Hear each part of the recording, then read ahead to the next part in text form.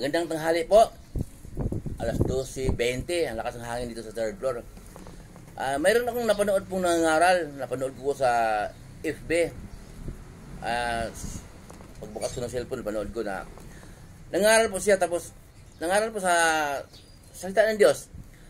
Sa kanya pong pagpapangaral, isa sa umaatin doon sa pagpapangaral niya, nagtanong po sa kanya kung saan daw galing ang Diyos. Sinagot po niya, narinig ko, sabi niya, ang Diyos ang lumikha ng buong daigdig. Okay? Sabi niya, ang Diyos ay bago likhain ng daigdig, ang Diyos ay kumikilos sa ibabaw ng tubig sa kadiliman. Yun. Okay, mababasa din naman natin talaga yun sa Genesis po, mababasa natin yun. Pero, kung ang inyong lingkod po ang tatanungin kung saan ang galing ang Diyos, sasagot din po ako ng galing po sa Biblia. Hindi po pwedeng sumagot ka ng sarili mo lang. Hindi kayang natin sagutin yun ng sarili natin. Mauwi lang sa kumbaga yung haka-haka, ganun. Kaya may babasahin po yung lingkod. Pakinggan po ninyo sa Isaias 55, 8 hanggang 9. Geto po.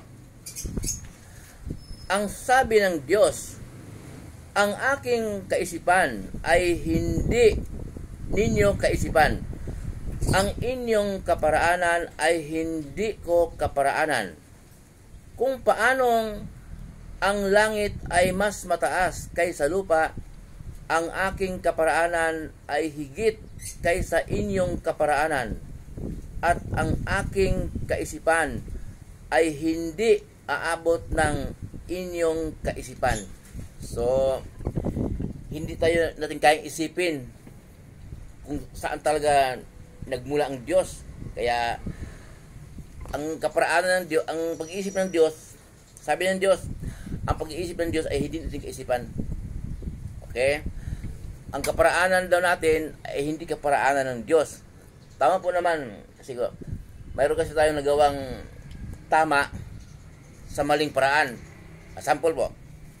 Mayroon akong napaaral ko yung mga anak ko, nabigyan ko ng magandang kinabukasan. Ayun, ano na sila? Wala siyang masabi sa akin. May mga trabaho na sila, tapos yung pag-aaral. Ayun, masagahan na sila.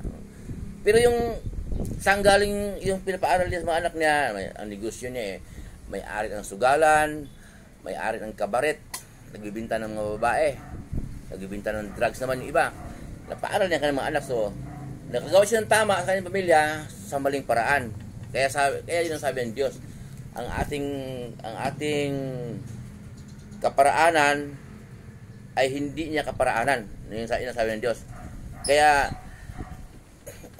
sa panahon po ngayon, ang sinasabi ng Bible na noong sa Herbio 1:1 po, nung una nagsalita ang Diyos sa mga propeta sa iba't ibang panahon at iba-ibang maraan. Yung po ngayong huli, itong huli po, pagsasayang huli, itong panahon po ni Jesus. Kasi nga, pinadala ng Diyos Ama ang kanyang kaisa-isang anak, si Jesus, dito sa lupa, upang kung sino man ang sumasampalataya ay hindi mapahamak kundi magkaroon ng buhay na walang hanggan. Mababasa po natin yun sa John 3:16. Kaya, doon po sa Mateo 17:5, ang sabi ng Diyos Ama, tinig mula sa langit, ito ang minamahal kong anak na lubos kong kinalulugdan, pakinggan ninyo siya. Talagang pinagbibilin ng Diyos sa atin.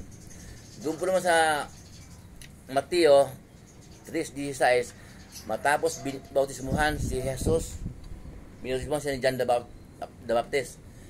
Pagkatapos po noon, humahon siya sa tubig at tinig mula sa langit, ito ang minamahal kong anak na lubos kong kinalulugdan. So, pinagbibilin talaga sa atin ng Diyos Ama na pakinggan din si Jesus. Turo po ni Jesus ang ating pakinggan. Saan po mabasa ang mga turo ni Jesus? Mula sa aklat ni Mateo hanggang aklat ni Judas po, bago pahayag. Yung pong mga gawa po kasi bago mag-aklat ni Judas, yun po mga apostol niyang tuloy. Kasi bago umakyat si Jesus sa langit, sinabi niya sa kanyang mga alagad, kung paano ako isinugo ng aking Ama, gayon din naman isinusugo ko kayo. Yun, maliwanag po yun. Kaya, pag akyat natin Panginoon sa langit, makita siya, Pangako naman niya yun, pag akit na sa langit, pagkalooban, ayong kanyang mga alagad, pagkalooban niya, susuguin niya ang banal na espiritu para manguna sa kanila para makapaghayag ng salita ng Diyos. Kaya, ang inyong lingkod po naghayag ng salita ng Diyos, banal na espiritu ang nanguna sa akin kasi hindi ko kaya sabihin to kung sa sarili ko lang, kung walang banal na espiritu. Pakinggan po niyo yung salita ko at mayroon naman verse na akong binabanggit. Kasi po, mula noon hanggang ngayon, ang Diyos ay nagpapadala ng mga tao sa mga lugar para maghayag ng kaniyang salita. Dahil ang Diyos po ay pag-ibig. Gusto ng Diyos na lahat ng tao maligtas. Gusto ng Diyos na ang tao maligtas. Gusto ng Diyos mga tao makakarinig ng kaniyang salita. Nasa inyo na po yun kung i-scroll niyo o tapusin niyo, salita ng Diyos yan. Kaya sabi nga ni Pablo, wala nang pananagutan. Nasabi ko na sa inyo ang pinapasabi ng Diyos. Okay? Kaya ang inyong lingkod po, wala naman talaga kaya masalita o Diyos.